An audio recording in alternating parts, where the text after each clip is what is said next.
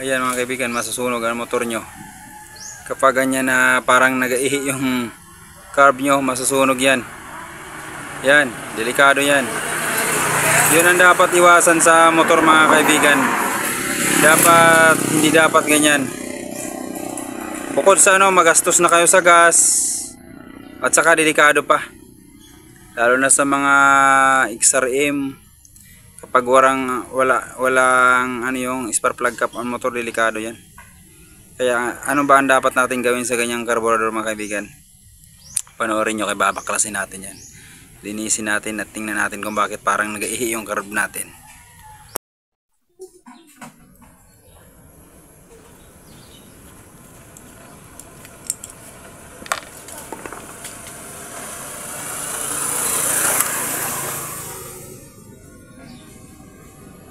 Yan mga kaibigan, over.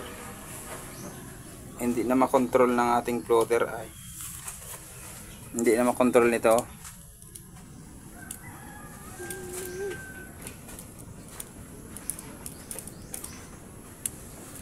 May something wrong nito mga kaibigan.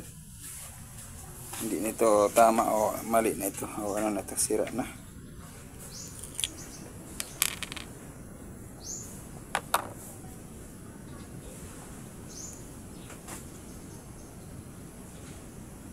Yung floater niya, yung niya, yung jet valve niya mga kaibigan, may damage na. Pag ganyan mga kaibigan, kailangan na yung palitan. Bili lang ng repair kit. Tapos dito niya sa butas na yan, Diyan niyang galing, Diyan yan. Yan. Pag mayroong nakaabang dyan na alikabok o anumang bagay na makaabang dyan, hindi na makasira, hindi na makasara yung ating ating float, ang ating jet valve. Pinalitan na rin natin ng kanyang float.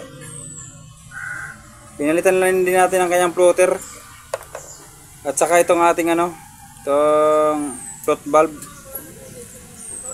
So pinalitan na rin natin.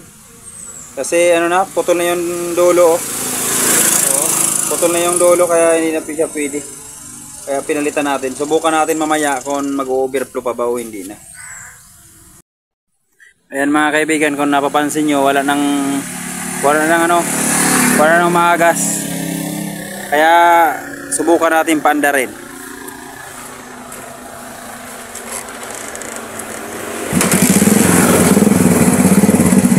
Ayan mga kaibigan, napansin nyo, hindi mahirap andarin, isang kick lang andar na. Kaya ganun lang, maraming salamat mga kaibigan, thank you very much.